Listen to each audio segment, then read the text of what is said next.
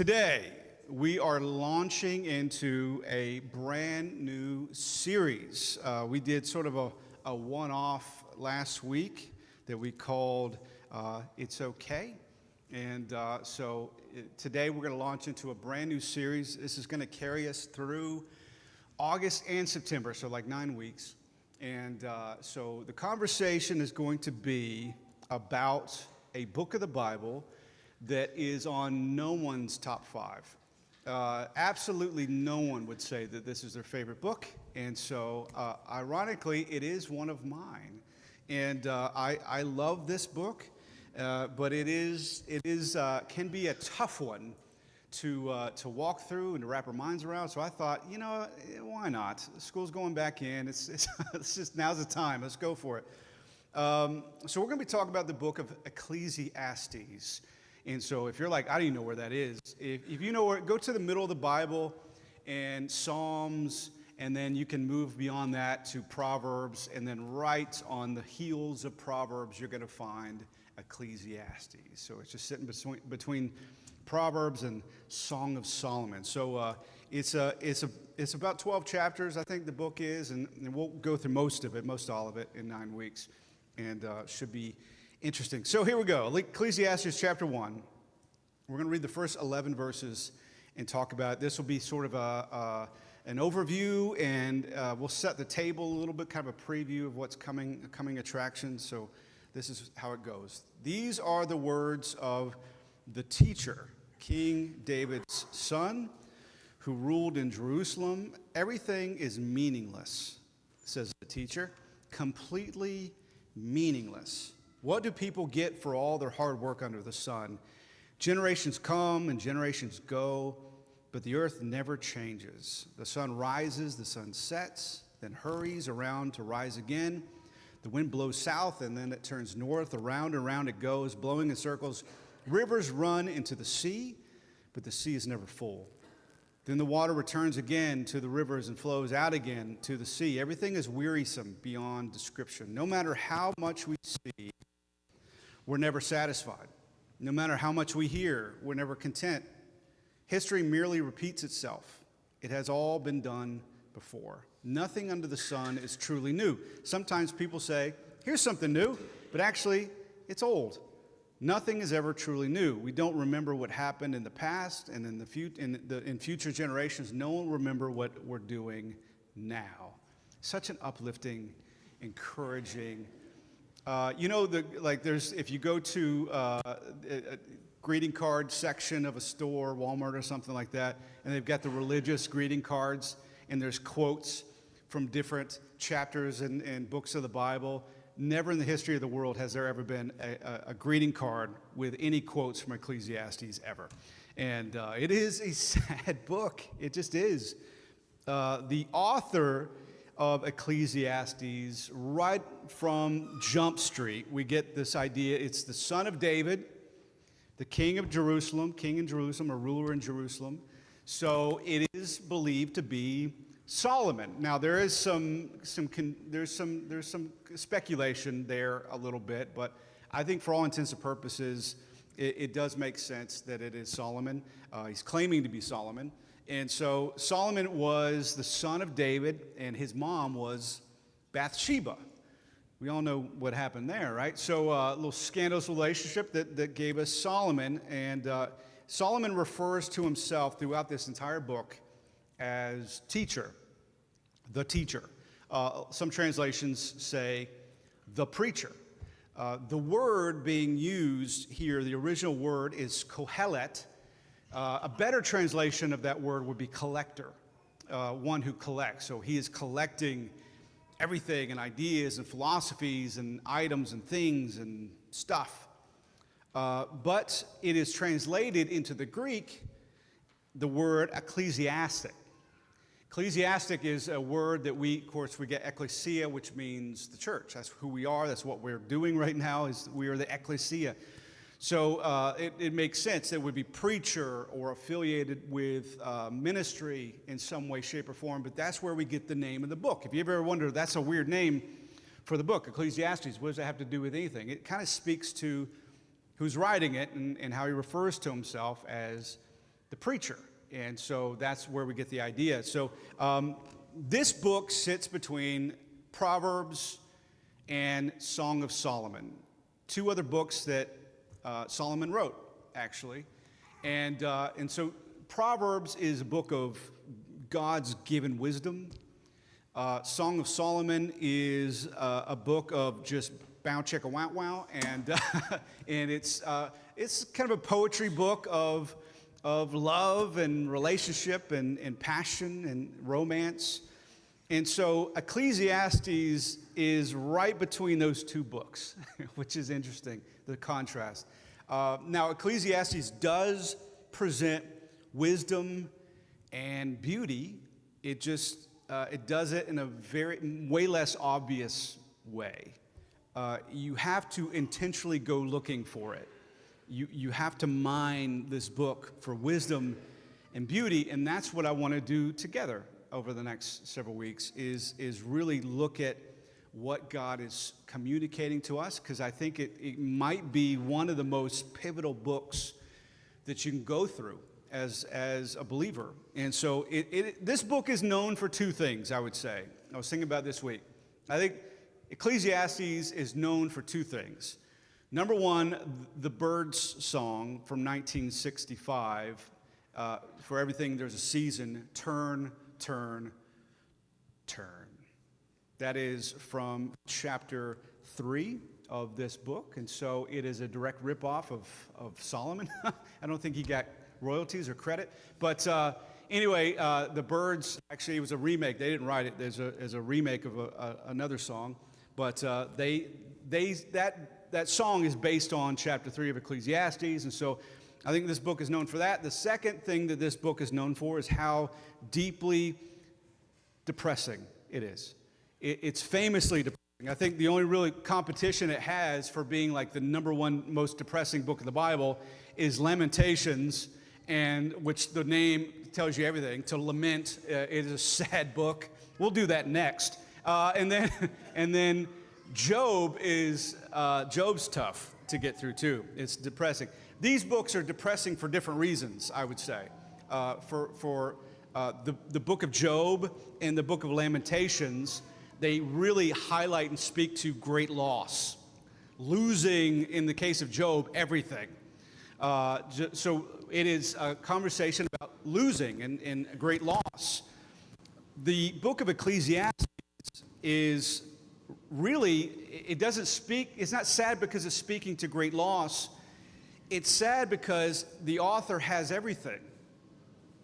And so it's actually speaking to someone who has it all, and how sad that is, ultimately. Solomon was the king of Jerusalem. He was the son of a legend. David was just an absolute hero. Jerusalem is called the city of David. This is a man who is just legendary. We still talk about David with some amount of reverence. He's a hero, even though he messed up and it kind of went a little squirrely there at the end. He is a legendary figure in biblical text and in the life of a Christian. He's talked about with reverence. This is his kid. So living up to that, living in that shadow. He completed the great temple for God, which is just majestic and incredible, where David secured most of the funding and really was given by God the plans, the blueprints for this temple to be built. Solomon's the one that actually finished it and completed it. David was not able to see it in his lifetime. Solomon accumulated great wealth. He was definitely this time the wealthiest human who would ever walk the planet. He may still be, I don't know. And so, but he is a man of great wealth and power and influence. He was a king. He was given, as we read it in the scriptures, he was given divine wisdom from God. So his wisdom didn't even come from reading books or just being alert or having a high IQ. God gave him wisdom. So this is God-breathed perspective and discernment and wisdom that he had. And so he had an understanding that was only from God. And so he was a man who was probably, if we're honest, living all of our collective dreams as he walked the planet.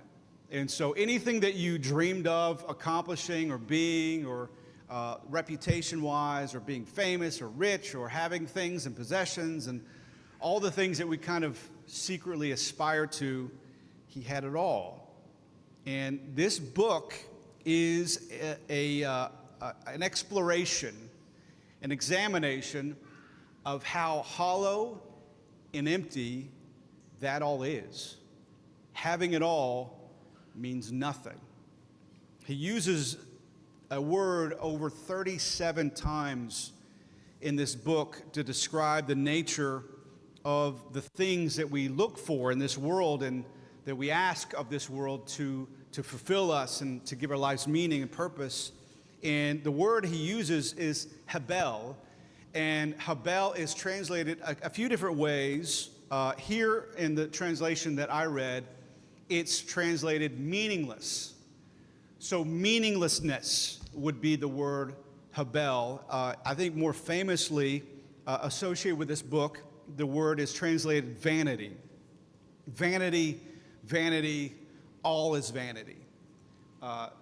You're so vain, I bet you think this song is about you. Vanity is maybe my favorite Smurf, for the three of you that get that reference. So vanity or meaninglessness or futility or emptiness, this is the word he's using 37 times in 12 chapters. It's meaningless. It's all meaningless. It's all vain. It's all vanity. It's all empty. It's all hollow. Throughout this book, the preacher speaks to so many things that we tend to look to in order to find meaning and purpose.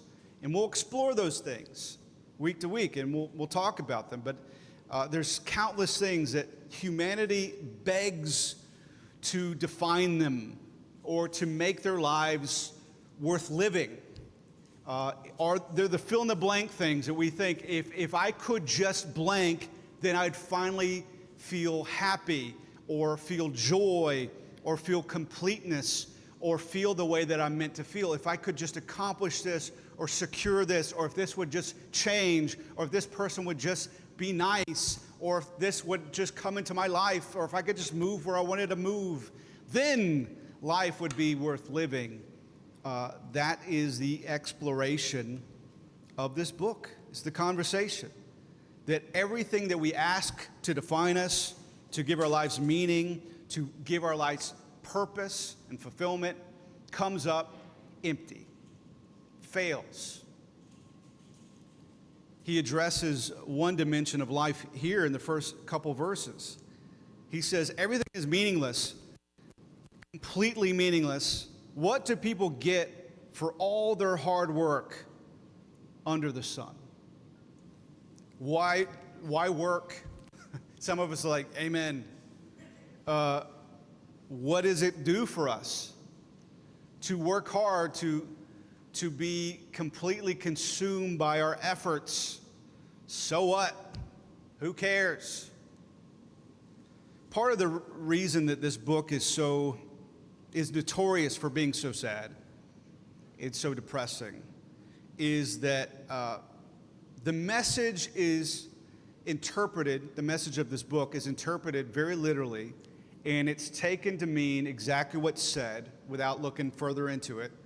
When it says everything is meaningless, you take it at face value. And you read the message of this book, the author of this book is saying everything is meaningless and vanity, nothing matters. So what's the point? That mentality, and if that is true, that truth is depressing completely. So I understand why this book has the reputation it has. I really do. It's that statement, nothing matters, is a horrible thing to consider. Nothing you do, nothing you have, nothing you've accomplished, nothing you ever say, nothing that ever happens in the future means anything. It's all pointless. That is a depressing notion. But that is not the conversation of this book. That's not the point of it.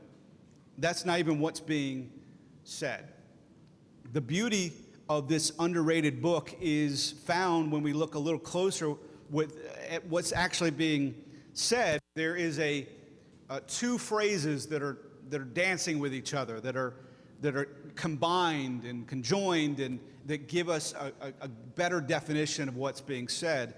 In addition to the word habel, vanity or meaninglessness, there's a phrase that it's paired with, under the sun, which is the name of our series.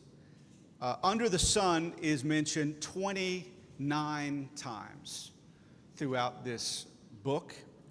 And with this phrase, this is what the preacher is communicating, this idea. Under the sun means, what if this is all there is? What if what you can see, touch, hear, feel, what if this temporary existence on this spinning globe is it? What if this is all there is? There's nothing beyond the sun. There's only what we experience on it or under it on this planet.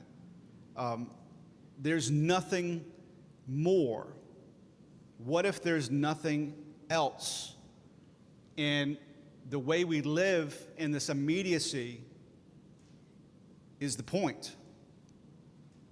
In other words, to quote another song, Imagine by John Lennon, imagine there is no heaven. It's easy if you try. Imagine that there is nothing beyond this. This book is an examination of the meaning of life if God never gives life meaning. That's what this book's all about. What is the meaning of life if God never gives life meaning? If we're never given the meaning of life from God himself. If there was no God, if there was no connection with the divine, if there was no eternity, if there was nothing beyond what we can see, where do we turn? What do we do? How are we supposed to feel? How are we supposed to think? What's the priorities? This book explores that. And it speaks to the countless things that are smaller than Jesus that we beg to give our lives meaning, purpose, and fulfillment.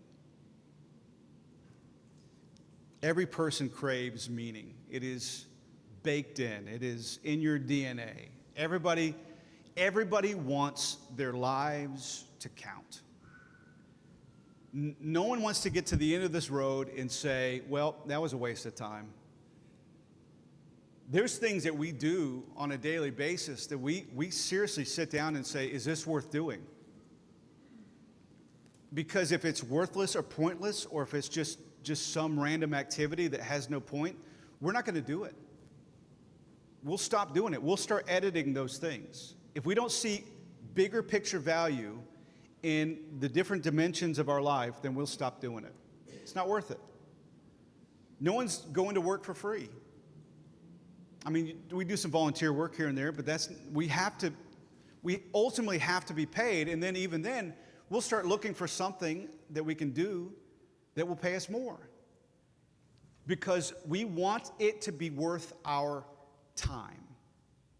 Everyone feels that way. We're created to yearn for purpose. We crave meaning. We desperately want our lives to count. We desperately want our lives to matter. If we're not here, we want someone to miss us. We want to improve the world that we're in. We want to matter that much. This book, if read rightly, it forces us to consider what we're looking to in order to find meaning and purpose, what we ask to define us. It forces us to ask this question of ourselves: why am I here, and what am I living for? What basket are all my eggs in? Everything under the sun, without meaning given to it from beyond the sun, from God, is meaningless. It's vanity. It is without purpose. It is without meaning. It is without significance. The Hebrew word habel that's used over and over and over, it's translated meaningless, it's translated vanity, it's translated emptiness. The actual translation of the word habel, and the way that it's used by the author, is a word that means vapor or smoke. And so everything that is talked about through this book, that this world hands us, or that we seek out in this temporary temporal existence, is compared to a vapor. In fact, I'm not a big object lesson guy, but I do like this one. This is my lazy guy ironing board. This is how I iron my clothes, including the shirt I'm wearing today. This is obviously a water bottle, spray bottle, and what this book is declaring and is explaining to us is that there are things that we will fixate on. And some of these we're going to really identify with, some of these qualities and these activities and these purposes and drives that we're going to talk about over the next several weeks. We're going to be like, oh gosh, that is definitely me. Some of them are like, yeah, I know that guy. It's not me, but I know that guy. But at the end of the day, there's going to be something that we're chasing, that we've bought the lie, we've believed the con, that if we could just catch that thing, then we're good. Then it's just cruise control from that point on. And the conversation, and thankfully it's coming from a guy who achieved it all, who there was nothing left on the list, no box left to check. There's a guy that explored everything. In fact, the word describing him is a collector. He's collecting everybody's stuff and all the things that he can imagine. And he said that it's all just vapor. It lasts for a second, and then it's gone. There's an exhilaration that happens in a moment that we got the raise. It's like, oh yes, that is fantastic. And then give it a second, and somehow the amount of money that we earned is not covering the cost of our life. And we're like, how does the math even work there? I was barely covering then. I got the raise. I'm barely covering now. And then we'll find the perfect job that we love. The actual work of what we're doing is like, it feels like it's what we're made for. And there's some trepidation, there's some nervousness. Anytime you go into something new, your heart beats a little faster, and it's the fear of the unknown. And there's always that few weeks of like, I don't know what to expect here, and so there's some trepidation, but there's still a lot. There's a cocktail of that and excitement, and you're looking forward to something that is great. And then give it a little bit of time. It's like that experience dissipates, and all of a sudden, the thing that you went to school for and gave your life to, you're like, it's just a job. This passion is just a job. So the things that we live for, and so there's so many of us that spent so much time as we were single just imagining, if I could just find the one, it will be a Hallmark movie. It will be perfect. The heavens will open, the angels will sing, and it will be perfect. And I know people are like, listen, the reality is, over time, it gets to be tough, and it's difficult. It's not a honeymoon period the whole time. And we're like, but that's you, not me. It lasts for a while, and you're like, this is a lot harder than I thought it was going to be. Having kids. Let me say this. I say this cautiously. I would give anything to relive those little bitty baby stages of my daughter. They were magic. Having her on my shoulders, walking around, goofing off, playing, shopping at Toys R Us. God rest his soul. Pour one out for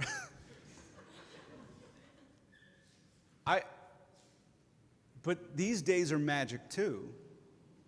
But I know one of these days, soon, these days are over. Have you ever looked in the mirror and you're like, good God, I'm old? You've gotten out of bed and your knees crack and you're like, why is it so hard just to walk right now? I was young, I was spry, but it's over. If you hitch your star to the wagon of the things of this world, they're going to run aground. They're going to end. It's going to eventually the vapor fades and it's over. There's nothing permanent. There's nothing eternal. There's nothing concrete under the sun. That's what he's saying. If we're looking for eternity, we got to go beyond what we see. I'm going to sneak up to this point and carefully dance around it because I try not to be offensive. It's a gift. I can't help it sometimes, but I try my best. This may not be you, but I'm just going to say it as a blanket statement. The obsession that we have picked up over the last decade or so about politics, it wasn't, this obsession wasn't there 20, 30 years ago. And so you can credit the internet, you can credit our phones, you can credit just the climate of this world, or just the news and the just to quote one of my heroes, Mr. T, the jibber jabber of all the stuff that just happens. People will live obsessively about political things. That is everything. That's how they choose their friends. That's how they talk. It's all they write about. It's all they think about. And I'll be completely brutally honest with you. It matters exactly jack diddly in the scheme of life. Give it 5 minutes and the climate's completely different. It's a different story. We lose our minds. I've talked to people who have lost relationship with their own kids. And I'm like, what in the holy heaven are you doing? Are you kidding me? This nonsense that we're hanging our hats on is nothing. There is something that is eternal. It's not that. There is something, in fact, the Bible talks about over and over and over, like storing your treasures in heaven, because here is temporary. There are milestones that we'll reach throughout our lives where we'll finally cross the finish line that we set for ourselves. At that point, we will be confronted with the reality that is, it didn't mean to us what we hoped it would. We'll achieve the dream. And some of you guys have dream boards, and that's beautiful. I think goal setting and dreaming is a great thing. I'm not discounting it for a second. All I'm doing is trying to let you know that when you get there, you're going to realize it's not what you hoped it would be. Jim Carrey once said famously, I hope that everyone could get rich and famous and do everything they ever dreamed of so that they can see that it's not the answer. It's just not it. It doesn't quite scratch the itch. It never really satisfies. So what's the answer? If that's not the answer to anything, then what is the answer? I'm glad you asked. I've been meaning to tell you. There's a beautiful quote by C.S. Lewis, who is a hero of mine. C.S. Lewis once said that if I find in myself a desire that no experience in this world can satisfy, the only thing it can mean is that I was made for another world. That's the answer. The answer is beyond the sun. The life that we live under the sun has no meaning if we're not in relationship with the Son, S-O-N. Without that, we don't have meaning and purpose. Jesus did not come in order to instruct us how to find meaning. That's not why he came. A lot of messages are presented that way, and that's the theme, and that's the topic, and that's the point. I'd say most all messages are presented that way, that here's Jesus trying to tell you how to discover and develop meaning. But that ain't it.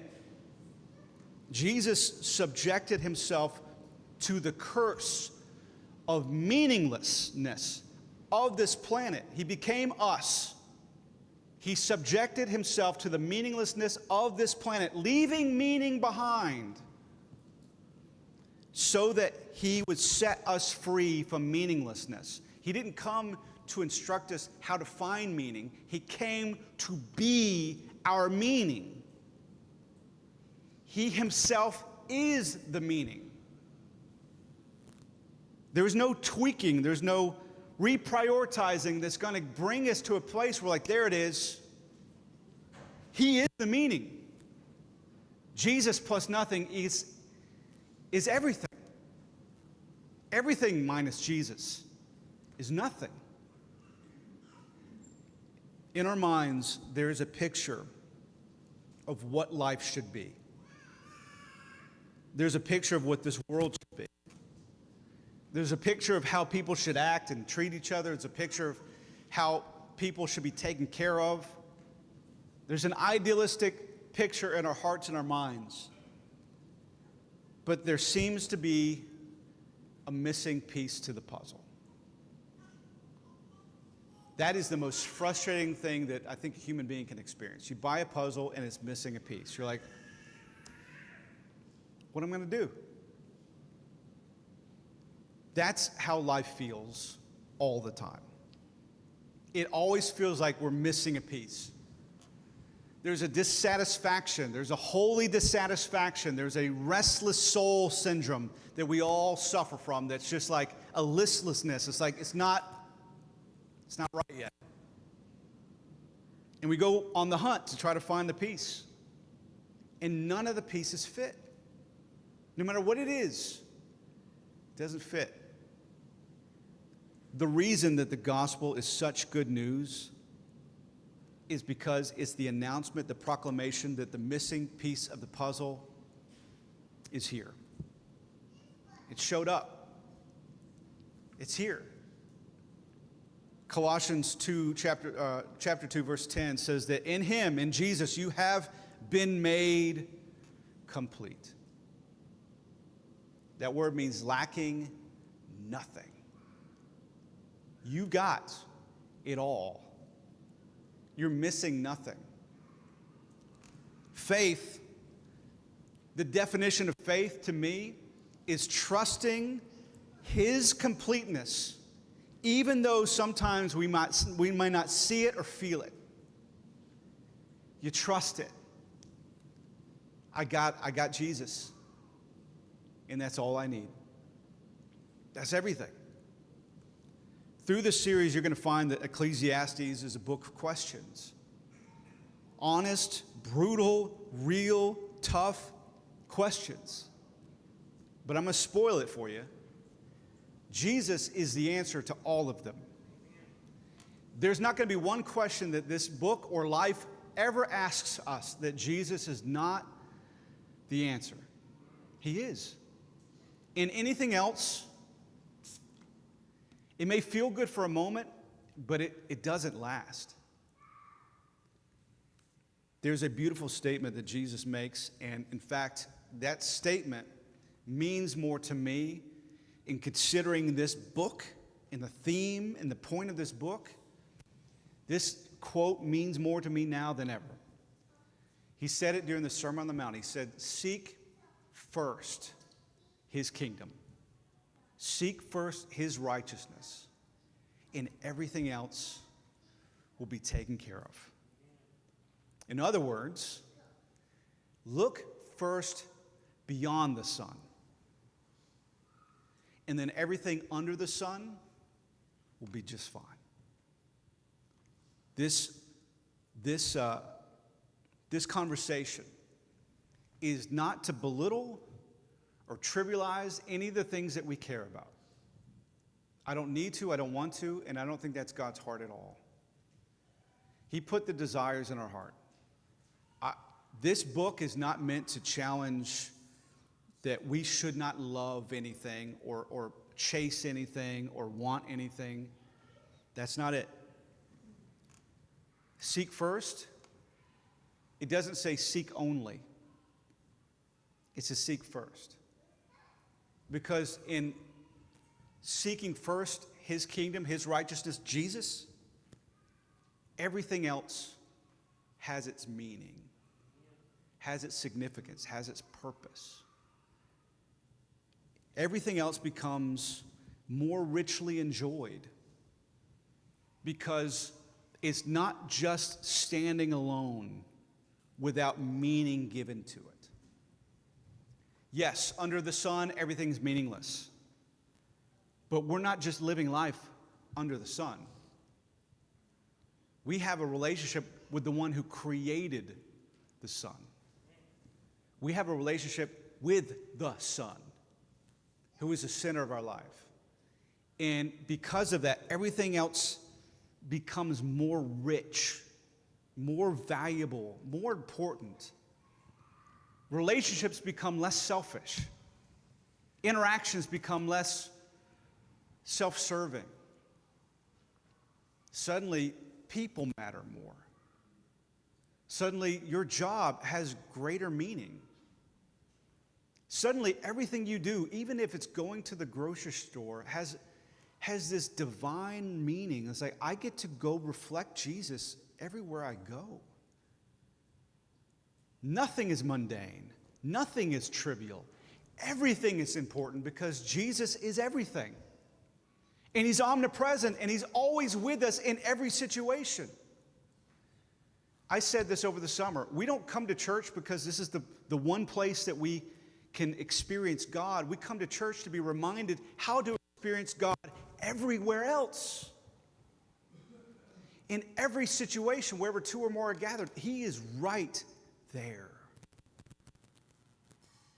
St. Augustine said this: You made us for yourself, and our hearts are restless until they find rest in you. There's nothing else that's going to satisfy. There's nothing else that's ever going to fill us, fulfill us, give our lives meaning and purpose but Christ. But when that happens, when we experience the fulfillment that we have in Christ, everything else becomes icing on the cake.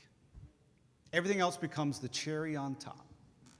Because we already got everything.